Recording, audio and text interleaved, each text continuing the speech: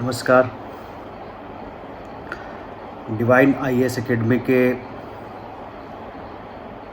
Indian history के introduction और syllabus discussion के इस सीरीज़ में मैं आप सभी का स्वागत करता हूं। I would like to welcome all of you for the discussion of Indian history and its syllabus for UPSC. We had already discussed the syllabus till medieval Indian history, and now we are going to discuss the modern Indian history part. आज हम लोग आधुनिक भारत का इतिहास करेंगे. ये series specially उन बच्चों के लिए है जिन्होंने अभी अपनी तैयारी शुरू की है और वो डिवाइन आईएएस एकेडमी का हिस्सा भी हैं, और वो बच्चे भी हैं जो अपनी तैयारी सेल्फ स्टडी के थ्रू कर रहे हैं या किसी और भी इंस्टीट्यूट से कर रहे हैं. मैं उन सब के लिए ये कहना चाहूँगा कि आप इस सीरीज़ से फ़ायदा उठा सकते हैं और ये समझ सकते हैं कि हिस्ट्री को पढ़ने के लिए एक बार फाउंडेशन या बेसिक्स की अंडरस्टैंडिंग बहुत ज़रूरी होती है. आज हम लोग आधुनिक भारत का इतिहास करेंगे. मॉडर्न इंडियन हिस्ट्री यूपीएससी के हिस्ट्री के सिलेबस का सबसे इम्पॉर्टेंट हिस्सा है. अभी तक के यूपीएससी के क्वेश्चंस को अगर देखा जाए तो उसमें ज़्यादातर क्वेश्चंस मॉडर्न इंडियन हिस्ट्री से ही पूछे जाते हैं. मॉडर्न इंडियन हिस्ट्री में कई टॉपिक्स हैं जो बहुत इम्पोर्टेंट हैं, परंतु कुछ ऐसे टॉपिक्स भी हैं जिसमें से जनरली सवाल या तो कम पूछे जाते हैं या तो बिल्कुल नहीं पूछे जाते. परंतु जैसा मैंने आपसे हमेशा कहा है कि इतिहास की जानकारी के लिए सिर्फ पिक एंड चूज़ की पॉलिसीज़ को नहीं अपनाया जा सकता, और आपको एक बार तो कम से कम सारे इतिहास की अगर विस्तृत नहीं तो कम से कम संक्षिप्त जानकारी जरूर होनी चाहिए. You should have at least the basic information about all the events of history. तभी आप उसको एक दूसरे के साथ लिंक कर पाएंगे और तभी आप उसको एक दूसरे के साथ जोड़कर अच्छे तरीके से अपनी तैयारी को पूरा कर पाएंगे. अब जहाँ तक आधुनिक भारत के इतिहास का सवाल है, आधुनिक भारत की शुरुआत मध्यकाल के ख़त्म होने के पश्चात होती है. It started when the medieval history ended. और हम ये तो नहीं कह सकते कि मुग़ल शासन समाप्त हो गया, लेकिन औरंगजेब की मृत्यु के पश्चात यानी कि 1707 के बाद भारत के इतिहास ने एक नई मोड़ ली. इसको समझना ज़रूरी है. औरंगजेब को काफ़ी हद तक कई इतिहासकार मुग़ल काल के पतन का कारण मानते हैं. उनके रिलीजियस पॉलिसीज़ यानी कि धार्मिक जो नीतियाँ थी उसको मुग़ल शासन के पतन का प्रमुख कारण माना जाता है. सिर्फ धार्मिक कारण ही इसके पतन का कारण नहीं था. औरंगजेब की आर्थिक नीतियाँ भी काफ़ी हद तक इसके लिए जिम्मेवार मानी जा सकती है. इस विषय में चर्चा हम विस्तृत चर्चा यानी कि अपने फाउंडेशन कोर्स के अगले चरण में जब हम एडवांस लेवल पे आएंगे तो हम उसमें ज़रूर इसको डिस्कस करेंगे. लेकिन फ़िलहाल अभी ये समझ लेना ज़रूरी है कि औरंगजेब ने एक बहुत लंबा समय दक्कन को जीतने में लगाया और उससे जो इकोनॉमिक कंडीशन थी स्टेट की वो काफ़ी अनस्टेबल हो गई, काफ़ी अस्थिर हो गई. इस अस्थिरता ने शासक को कमज़ोर करना शुरू कर दिया. मनसबदारी व्यवस्था या जागीरदारी व्यवस्था ने भी इसे काफ़ी कमज़ोर किया. जब खालसा ज़मीन यानी कि शासक की ज़मीन का हिस्सा कम होता गया और जागीर यानी कि दरबारियों और उच्च पद पर आसीन लोगों के पास की जागीर बढ़ती चली गई और उससे आमदनी का जो अनुपात था, जो प्रोपोर्शन ऑफ इनकम था, वो भी स्टेट को कम आना शुरू हो गया। इसका बहुत ज़्यादा खामियाजा मुग़ल प्रशासन को भुगतना पड़ा, मुग़ल रेवेन्यू सिस्टम, कर व्यवस्था को भुगतना पड़ा, और जिसका असर ये रहा कि धीरे धीरे शासक जो है वो निर्भर होते चले गए अपने दरबारियों के ऊपर। और चूँकि हम शुरू से जानते हैं कि मुग़ल काल में दरबारी सिर्फ़ एक वर्ग के नहीं थे, विदेशी लोगों की संख्या बहुत अधिक थी, ईरानी, अफ़गानी, तुर्रानी, उज़्बेकी, और इन लोगों के अपने समूह हुआ करते थे।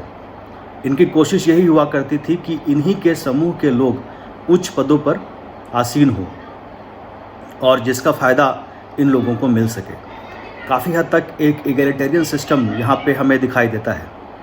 इसीलिए इस चीज़ को समझना यहाँ ज़रूरी है कि मुग़ल प्रशासन एक मजबूत शासक के दम पर चल रहा था, जो धीरे धीरे कमज़ोर होता चला गया, और आर्थिक स्थिति के कमज़ोर होने के बाद जो शासक था वो भी काफ़ी हद तक अपने दरबारियों पर निर्भर होना शुरू हो गया। दारा शिकोह और औरंगज़ेब के संघर्ष के समय काल में ही हम देखते हैं कि किस तरीके से दारा शिकोह को उमराव और उलेमा का समर्थन नहीं मिला, और औरंगज़ेब को ये समर्थन के बदले काफ़ी हद तक अपनी नीतियों में भी परिवर्तन करना पड़ा। हालांकि औरंगज़ेब खुद भी काफ़ी कट्टरपंथी थे और अपने आप को जिंदा पीर भी कहते थे, लेकिन ये परिवर्तन उनके पहले जीवन और शासक बनने के बाद के जीवन में स्पष्ट रूप से दिखाई देता है। आगे के चरण में जब हम जाएंगे तो औरंगज़ेब के बाद के जितने भी शासक आए, शाह आलम फर्स्ट या बहादुर शाह फर्स्ट से लेकर, या उन्हें कई बार शाह ए बेखबर भी कहा जाता है, उनके शासनकाल से लेकर बहादुर शाह जफ़र तक के शासनकाल को अगर हम ध्यान से देखेंगे तो शायद ही हमें कोई ऐसा शासक मिले जो इतना काबिल हो, जो इतना ताकतवर हो कि ढल रही मुग़ल काल या मुग़ल साम्राज्य की शक्तियों को फिर से उभार सके और फिर से उसे उस महानता के शिखर पर पहुंचा सके जो अकबर, शाहजहाँ, जहांगीर और औरंगज़ेब के काल में देखने को मिला था। ये सभी शासक अपने दरबारियों के हाथ की कठपुतली बन के रह गए। बहादुर शाह फर्स्ट औरंगज़ेब के बाद अपने भाइयों को हराकर गद्दी पर बैठे। कोशिशें उन्होंने काफ़ी की, लेकिन ये कोशिश रंग नहीं ला पाए। हालांकि उन्होंने राजपूतों के साथ, मराठों के साथ फ्रेंडली रिलेशन इस्टेब्लिश करने की कोशिश की। हाँ, सिखों के साथ ज़रूर उन्होंने दमनकारी नीति अपनाई और उन्हें सप्रेस करने की कोशिश की। हालांकि कुछ सफलता के बाद वो पूरी तरीके से सिखों को दबाने में सफल नहीं हो सके और बंदा सिंह बहादुर फिर से अपने आप को इस्टेब्लिश करने में कामयाब हो सके। यहाँ पे मैं एक और चीज़ आपको बताना चाहूँगा कि बंदा सिंह बहादुर से पहले बहादुर शाह प्रथम ने या बहादुर शाह फर्स्ट ने या शाह आलम फर्स्ट ने गुरु गोविंद सिंह जी के साथ फ्रेंडली रिलेशन इस्टेब्लिश करने की कोशिश ज़रूर की थी और उन्हें उच्च मनसब भी दिया था। 7000 जात और 7000 सवार का जो एक बहुत ही अच्छा मनसब माना जाता था, उनको दिया गया था। जात एक ऑफिसर की रैंक हुआ करती थी और सवार यानी कि उतने घुड़सवार उसे अपने पास रखने पड़ते थे स्टेट को सर्विस देने के लिए, इन केस अगर कोई आंतरिक रिवोल्ट हो या बाहरी आक्रमण हो तो गुरु गोविंद सिंह जी को चूँकि एक राजनीतिक पहचान मिली, उसके बाद मुग़ल सम्राट ने उनको स्वीकार किया। उन्हें दक्कन में मुग़ल सेना के साथ सैन्य अभियान में जाना पड़ा और उसके बाद वहीं पर उनकी मृत्यु हो जाती है नांदेड़ में, जिसके बाद सिख इसे एक कॉन्स्पिरेसी या षड्यंत्र के रूप में देखते हैं और बंदा सिंह बहादुर विद्रोह करना शुरू कर देते हैं और उसके बाद सिखों के साथ बहादुर शाह प्रथम का रिलेशन जो है वो बहुत अच्छा यहाँ पे दिखाई नहीं देता। हालांकि राजपूतों के साथ उन्होंने अच्छे संबंध स्थापित करने की कोशिश की और बाकी आर्थिक स्थिति को भी फिर से ठीक करने की कोशिश की, लेकिन फिर भी यहाँ पर उनकी कोशिशें पूरी तरीके से रंग लाती हुई दिखाई नहीं देती। उनकी उम्र भी काफ़ी हो चुकी थी, करीबन 62 साल की उम्र में वो शासक बनते हैं और उसके बाद तो एक ऐसा क्रम शुरू हो जाता है, एक ऐसी सीरीज़ शुरू हो जाती है जहाँ पे एक के बाद एक जो है नाकाबिल शासक गद्दी पर बैठने शुरू होते हैं। यहाँ पर मैं आपको एक बार और बता दूँ कि इसके बाद जितने भी शासक आए वो कोई भी अपनी काबिलियत के दम पर शासक नहीं बना, चाहे वो जहांदर शाह हो, चाहे वो फारूक शियार हो, रफ़ीउद्दौला की तो मैं बात ही नहीं करूँगा क्योंकि वो तो किसी गिनती में ही नहीं आते, चाहे वो शाह आलम द्वितीय हों, चाहे वो आलमगीर हों, चाहे अकबर सेकेंड या आखिर में बहादुर शाह जफ़र हों। इनके अलावा भी जितने भी शासक आपको नज़र आएंगे वो सभी कहीं ना कहीं अपने दरबारियों या एक पर्टिकुलर ग्रुप के ऊपर डिपेंडेंट थे। ये सभी शासक मोहम्मद शाह रंगीला के शासनकाल में हम मुग़ल शासन के बिल्कुल निचले स्तर को देखते हैं। मोहम्मद शाह को रंगीला कहा जाता था। रंगीला इसलिए कहा जाता था क्योंकि वो अपने शौक़ को पूरा करने को ज़्यादा महत्व देते थे। It is because of his nature of indulgence. शराब, नाच गाने, शेर व शायरी, इन चीज़ों के ऊपर ज़्यादा तवज्जो देने के कारण प्रशासन और शासन में उनका ध्यान बहुत कम रहता था। काफ़ी हद तक एक कहानी बड़ी प्रचलित है उनको लेकर कि एक बार लोगों ने शिकायत की कि मुग़ल शासन के अधिकारी जो हैं वो उन लोगों को तंग करते हैं, उनसे रिश्वत मांगते हैं, उनकी कमाई का हिस्सा मांगते हैं। तो इससे मोहम्मद शाह रंगीला बड़े नाराज़ हुए और उन्होंने अपने अधिकारियों को बुलाकर कहा कि मेरा हिस्सा कहाँ है। तो इससे आप समझ सकते हैं कि किस तरह का विचार, किस तरह की सोच मोहम्मद शाह रंगीला के दिमाग में रही होगी। और जहाँ तक हम देखते हैं कि सबसे बड़ा समय मोहम्मद शाह रंगीला को मिलता है। बहुत लंबे समय तक वो शासन करते हैं, लेकिन फिर भी किसी भी तरह के उन्नति और प्रगति को हम यहाँ पे नहीं देखते, सुधार को नहीं देखते। उन्नति और प्रगति तो बहुत दूर की चीज़ है, किसी भी तरह के सुधार हमें यहाँ पे दिखाई नहीं देती। तो बहादुर शाह फर्स्ट से लेकर के बहादुर शाह जफ़र यानी कि बहादुर शाह सेकंड तक के शासनकाल में हमें कोई भी ऐसा शासक नहीं मिलता जो मुग़ल काल या मुग़ल शासन को सुधारने की कोशिश कर रहा हो या उसकी कोशिशों में कोई भी परिणाम आता हुआ हमें दिखाई दे रहा हो। ये सभी लोग ईरानी, तुर्रानी, भारतीय मुसलमान, यानी कि यहाँ पे हमें सैयद बंधुओं का भी नाम आता है जिन्हें किंग मेकर्स कहा गया, नमक हराम कहा गया, जिन्होंने फारूक शियार से लेकर के रफ़ीउद्दौला और उसके बाद मोहम्मद शाह रंगीला को गद्दी पर बिठाया, मराठों के साथ बहुत मैत्रीपूर्ण संबंध स्थापित किए, पर आखिर में मोहम्मद शाह रंगीला ने निज़ामुद्दौला यानी कि ईरानी ग्रुप के साथ मिलकर उन्हें रास्ते से हटा भी दिया।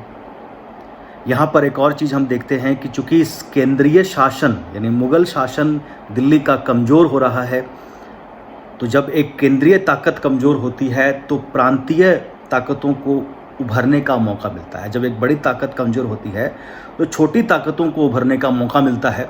और यहाँ पर हम बिल्कुल साफ तरीके से देख रहे हैं कि भारत में प्रांतीय शक्तियाँ उभर कर सामने आ रही हैं और अपने आप को दिल्ली के कंट्रोल से, उनके नियंत्रण से छुड़ाने की कोशिश कर रही हैं। 3 तरह के रियासत हमें यहाँ पे दिखाई देते हैं। पहले वो रियासत जहाँ के शासक पहले मुग़ल अधिकारी रहे, जैसे बंगाल, अवध, हैदराबाद, ये सीधे मुग़ल नियंत्रण में था और यहाँ पर दीवान या गवर्नर के रूप में मुग़ल अधिकारी ही शासन कर रहे थे। लेकिन जैसे ही मुग़ल शासन कमज़ोर होता गया, इन लोगों ने अपने आप को ताकतवर करने की जो कोशिश थी वो शुरू कर दी। हैदराबाद के साथ साथ कर्नाटक का भी नाम इसमें आता है। दूसरे दर्जे के या दूसरे कैटेगरी के रियासतें वो थी जो मुग़ल शासन के ख़िलाफ़ औरंगजेब के समय काल से ही विद्रोह कर रही थी। सिख हो गए, मराठा हो गए, राजपूत हो गए। उसके बाद तीसरे वो रियासतें थी जहाँ तक मुग़ल अभी तक पहुँच ही नहीं पाए थे, south east, south west, north east के क्षेत्र। तो इस तरीके से मुग़ल शासन का दायरा अब धीरे धीरे कम होता जा रहा था।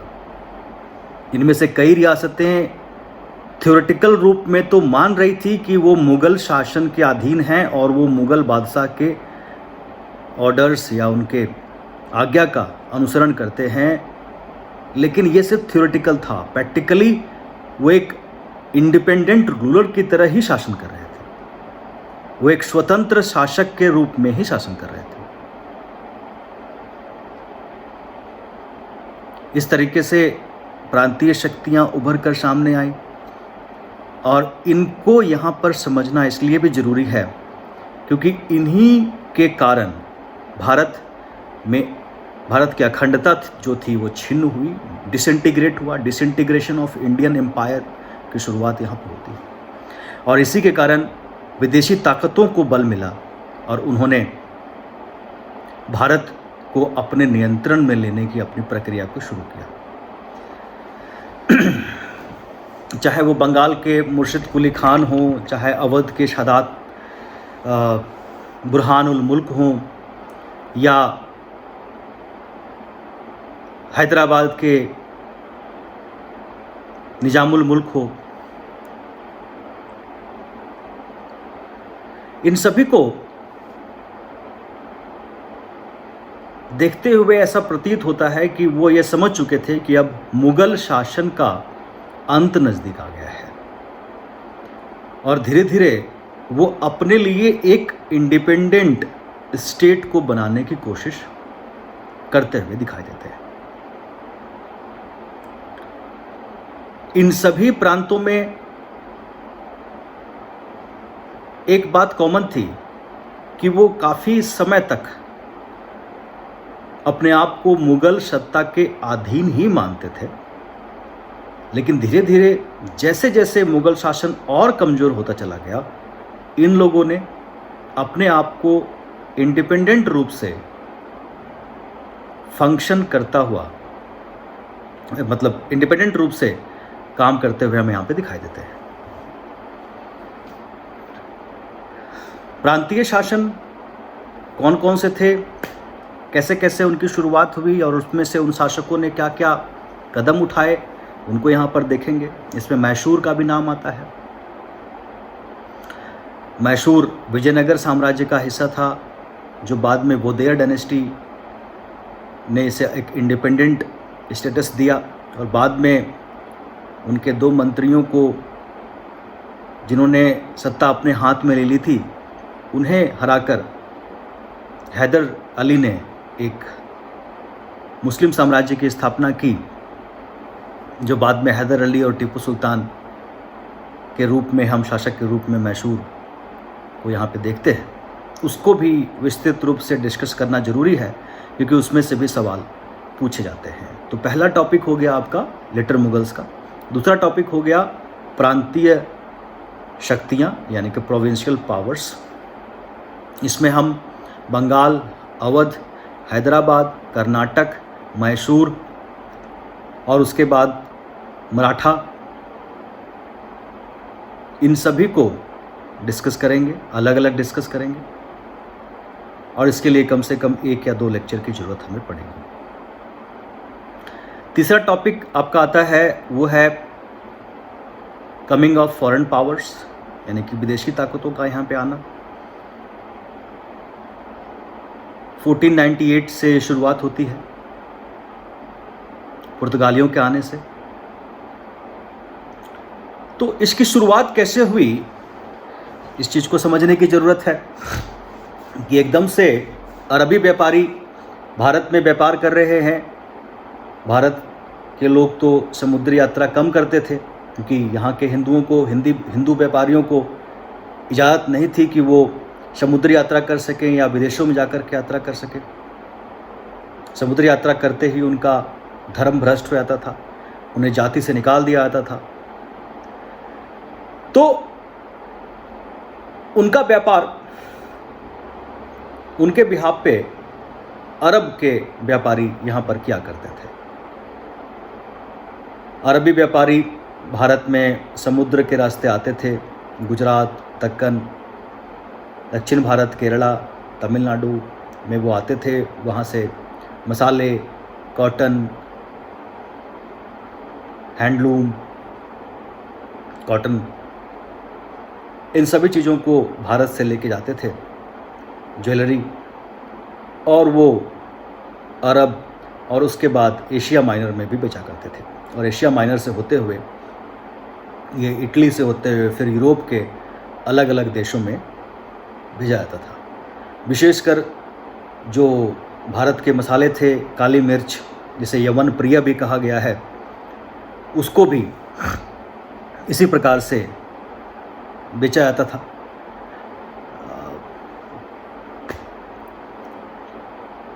भूमि के रास्ते से व्यापारी मुल्तान तक जाते थे, वहाँ पर भारतीय सामान बेचते थे, विदेशों का सामान।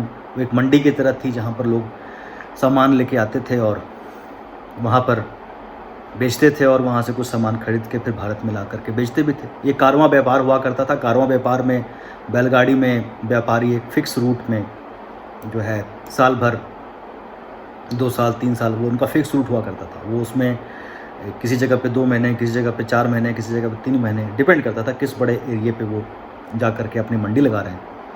बड़ी बड़ी मंडियाँ लगती थी, करीबन 100, 500, 1000, 2000, 10,000, 20,000 बैलगाड़ियों के काफ़िलों का भी वर्णन सुनने में आता है। ये जगह जगह जा कर के बाज़ार लगाते थे, कारीगरों से, किसानों से उनकी चीज़ों को खरीदते थे और अपने बाज़ार से उनकी ज़रूरत की चीज़ों को उनको बेचते थे। दोनों के लिए फ़ायदेमंद चीज़ें हुआ करती थी।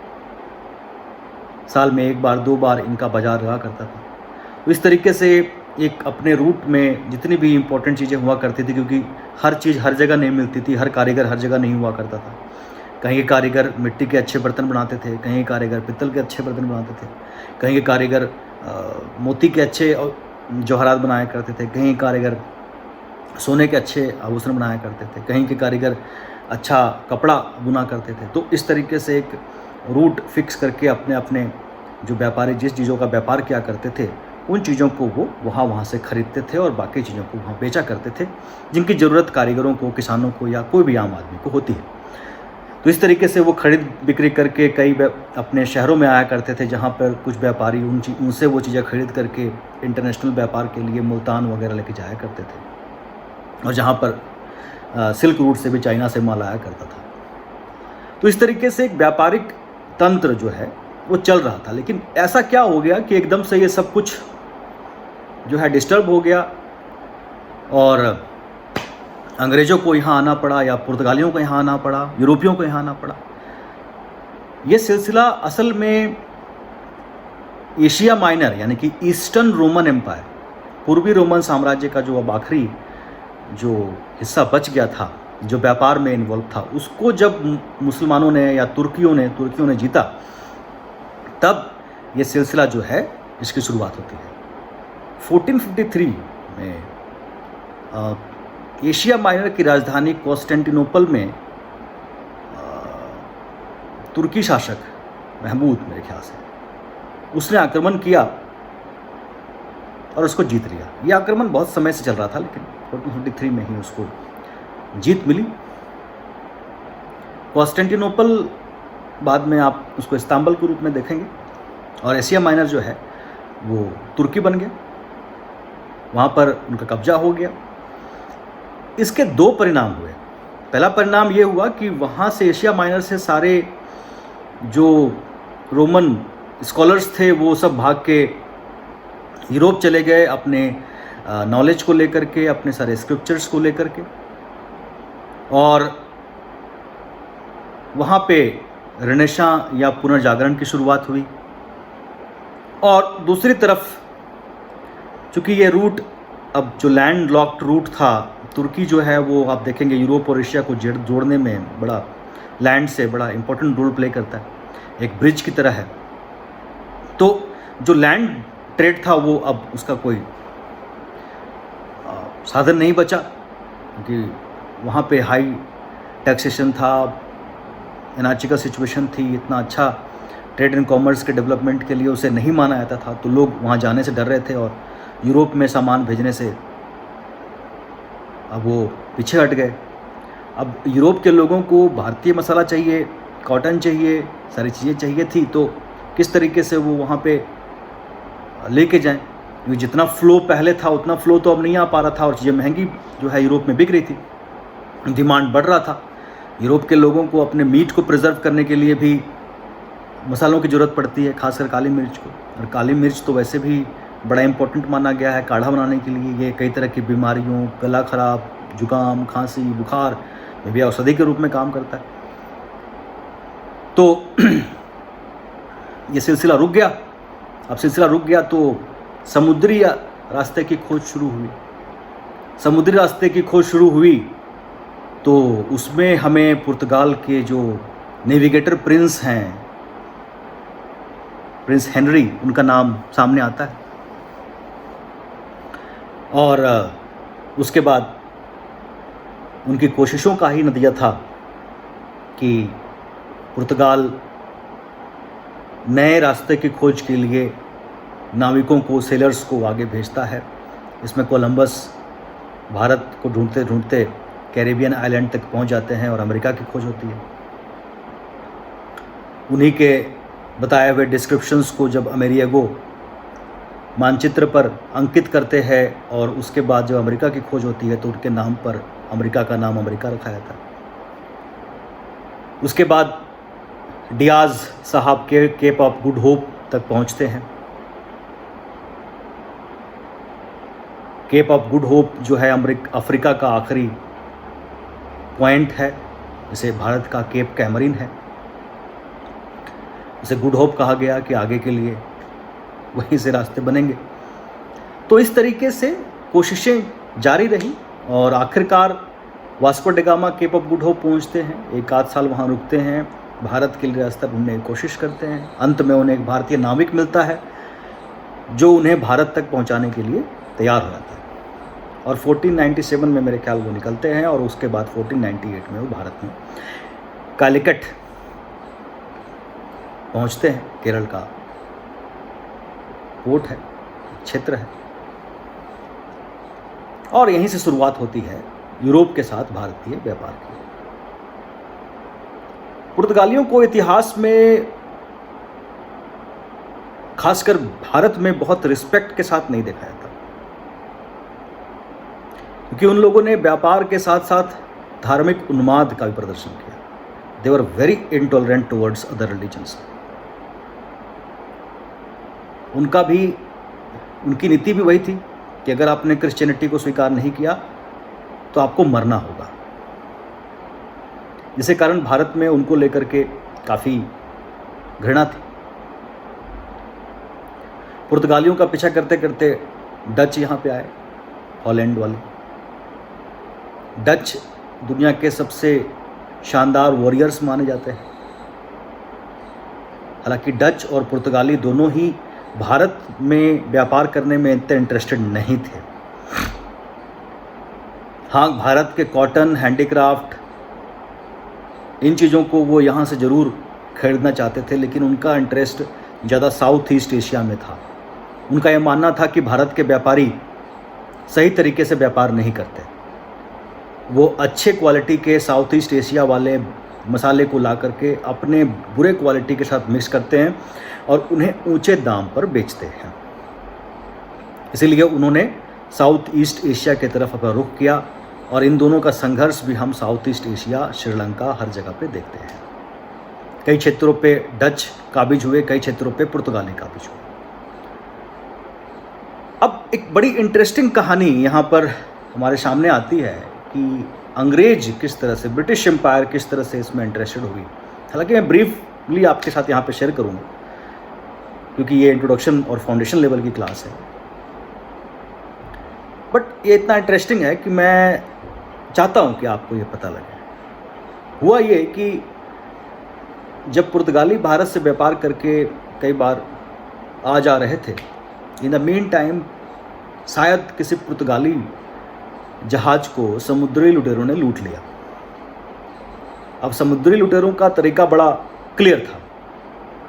वो जहाज लूटते थे और जितने भी लोग उस जहाज में होते थे उनको वो मार के समुद्र में फेंक देते ताकि कोई भी सबूत और गवाह ना बचे।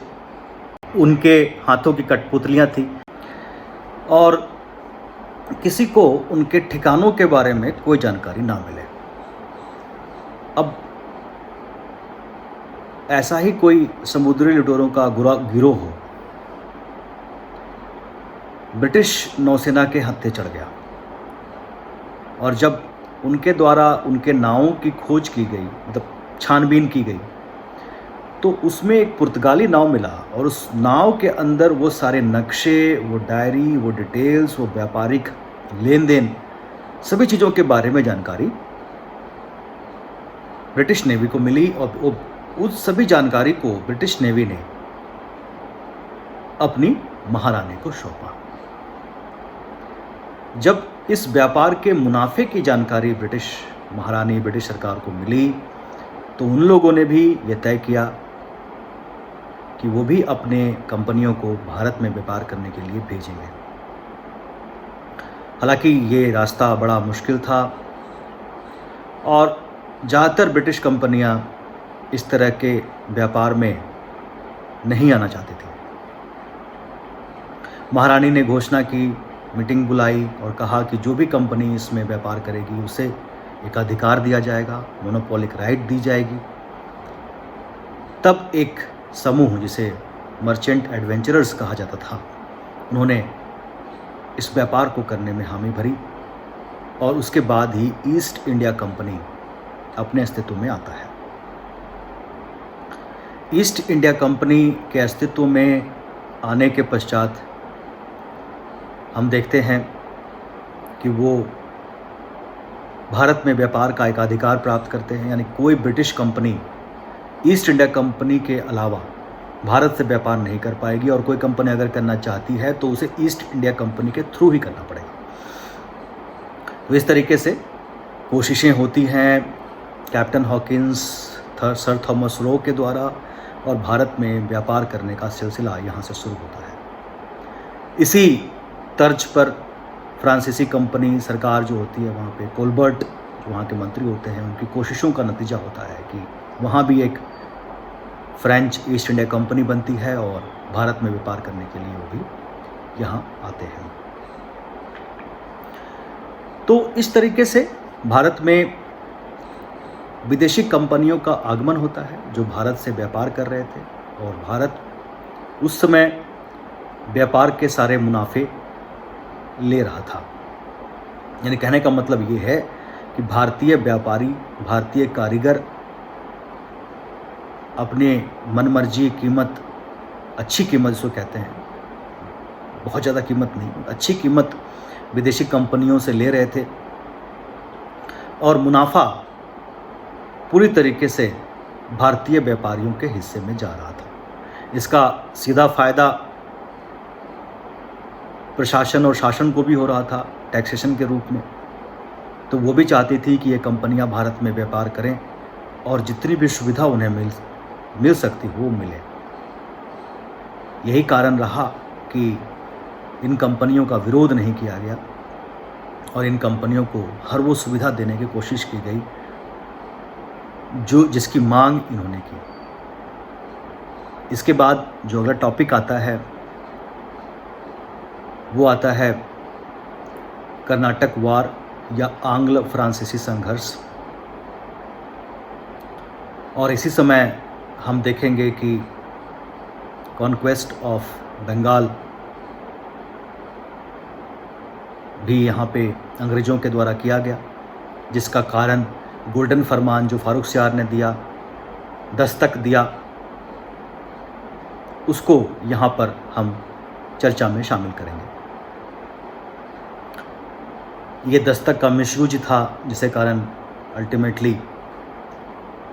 बंगाल के नवाबों और ब्रिटिश ईस्ट इंडिया कंपनी के बीच रिश्ते जो हैं वो जटिल होते गए और एंग्ल फ्रांसीसी स्ट्रगल या कर्नाटक वॉर के कारण भी बंगाल के नए नवाब सिराजुद्दौला और ब्रिटिश ईस्ट इंडिया कंपनी के बीच जो रिश्ते थे वो कटु होते गए, मुश्किल होते गए और अंत में बैटल ऑफ प्लासी इसका नतीजा निकला। एंग्लो फ्रेंच वॉर असल में 1743 से लेकर 1746 से लेकर के 63 तक चला। ये इसका कारण मिक्स है, क्योंकि ब्रिटिश और फ्रांसीसी अगर हम इनके इतिहास को देखें तो विश्व युद्ध के अलावा इनके बीच आपस में दुश्मनी ही रही। तो जब भी ब्रिटिश और फ्रांसीसी आपस में किसी मुद्दे पर उनके बीच मनमुटाव या युद्ध की स्थिति बनती थी, तो जहाँ जहाँ पर ब्रिटिश और फ्रांसीसी कंपनियाँ होती थी उनके बीच भी युद्ध का माहौल बन जाता था। जब भी ब्रिटिश और फ्रांसीसी सरकार आपस में युद्ध करती थी तो ये कंपनियां भी आपस में युद्ध करनी शुरू कर दी। तो 3 लड़ाई हुई, तीनों में से जो पहला और तीसरा था वो उसका कारण भारत में नहीं था। पहला कारण तो सक्सेशन वॉर जो था ऑस्ट्रिया का वो रहा। तीसरे का कारण जो है वो 7 ईयर वॉर रहा, जिसमें फ्रांसीसी कंपनी को भारत और कनाडा से हाथ धोना पड़ा। और दूसरे का कारण ड्यूप्लेक्स की बेसिकली एम्बिशन कह सकते हैं, यानी फ्रांसीसी गवर्नर ड्यूप्लेक्स जो भारत में फ्रांसीसी सत्ता को स्थापित करना चाहते थे, उनकी एम्बिशन या महत्वाकांक्षा इसका कारण थी। इसको विस्तृत में समझना पड़ेगा, डिटेल में समझना पड़ेगा, ताकि पूरी कहानी हमारे सामने स्पष्ट हो जाए।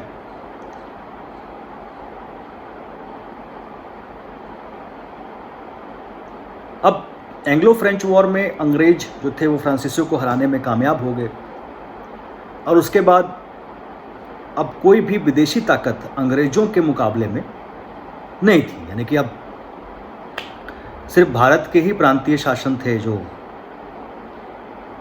अंग्रेजों का मुकाबला करने के लिए तैयार थे, लेकिन वो भी ज़्यादातर तो हार ही चुके थे। बैटल ऑफ प्लासी के बाद 1764 में बैटल ऑफ बक्सर होता है, जिसमें मुग़ल बादशाह शाह आलम सेकंड भी हार गए, अवध के नवाब भी हार गए। 65 में ट्रीटी ऑफ इलाहाबाद हुआ, जिसमें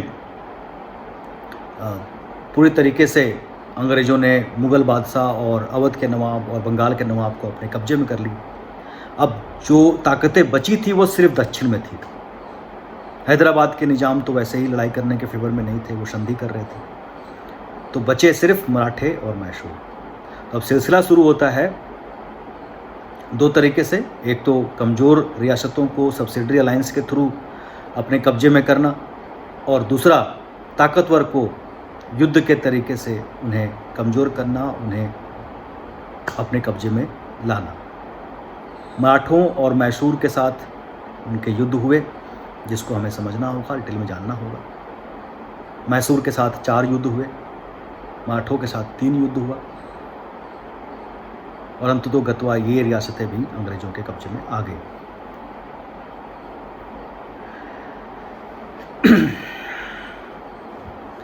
यहाँ तक भारतीय इतिहास का पहला चरण है, यानी कि मॉडर्न इंडियन हिस्ट्री या आधुनिक भारत के इतिहास का पहला चरण।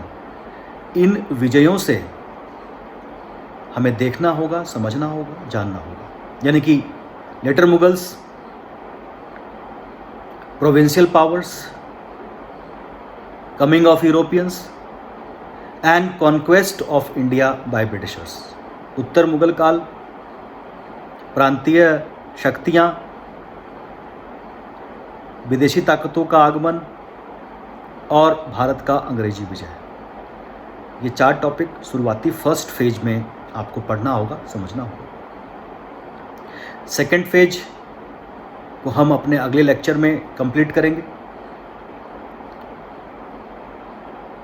तब तक मेरी गुजारिश ये है कि एक बार आप कम से कम एनसीईआरटी से या अपने इंस्टीट्यूट के नोट्स से, चाहे अगर आप डिवाइन के विद्यार्थी हैं तो डिवाइन के नोट्स से, या अगर कहीं और के हैं या सेल्फ स्टडी कर रहे हैं तो बिपिन चंद्र या एस चंद की जो बीएल ग्रोवर की किताब है, आप साधारण किताब से शुरुआत कीजिए।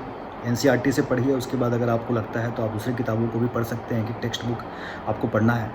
आसान किताब से शुरुआत कीजिए, ऐसी किताब पढ़िए जो आपको समझ में आती है, ऐसी किताब मत उठाइए जो आपको मुश्किल लग रही है समझने में या पढ़ने में। हमेशा वही हथियार चुनिए जिसे आप अच्छे से नियंत्रित कर सकें और अच्छे से चला सकें। हथियार आपको नहीं जिताएगा, आपकी काबिलियत आपको जिताएगी। तो इसीलिए एनसीईआरटी को एक बार अच्छे से पढ़िए ताकि मेरी ये बातें आपको समझ में आए। कहानी के तौर पे, स्टोरी के फॉर्म में मैंने इसको बनाया हुआ है ताकि आपको समझने में आसानी हो। तो आज के लिए मैं इतना ही डिस्कस करूँगा और आपसे रिक्वेस्ट करूँगा कि आप नेक्स्ट लेक्चर देखने से पहले एक बार इन सभी पॉइंट्स को एनसीईआरटी के बुक में या किसी भी बुक में जिसको आप पढ़ रहे हैं, नोट्स में पढ़ रहे हैं, एक बार ज़रूर पढ़ें ताकि जब मैं एडवांस लेवल पे पहुँचूँ तो आपको ये सभी चीज़ें अच्छे तरीके से समझ में आ जाए। मैं अपने अगले लेक्चर में मॉडर्न इंडियन हिस्ट्री का पार्ट 2 यानी कि इसके बाद के दूसरे चरण की चर्चा आपके साथ करूँगा। तब तक के लिए अपना ध्यान रखिए। भारत में अब कोरोना मरीजों की संख्या जो है 21,000 के आसपास हो गई है, चिंता का विषय है। पर हमारा प्रशासन, हमारे प्रधानमंत्री जी, बाकी लोग पूरी कोशिश कर रहे हैं। हमारे कोरोना वॉरियर्स, उन सबको प्रणाम है। हमारा पुलिस फोर्स, हमारे मेडिकल के डॉक्टर्स, नर्सेज, मेडिकल स्टाफ सराहनीय काम कर रहे हैं। They are doing tremendous work. They are really working hard for our betterment, for our safety. So we should keep supporting them and we should also follow their instructions. ये invincible नहीं है, इसे हराया जा सकता है। इसीलिए घर में रहिए, किसी भी आपातकाल परिस्थिति के लिए तैयार रहिए, अपने मनोस्थिति को मजबूत कीजिए, घबराइए मत और जितना हो सके बाहर मत निकलिए। Thank you.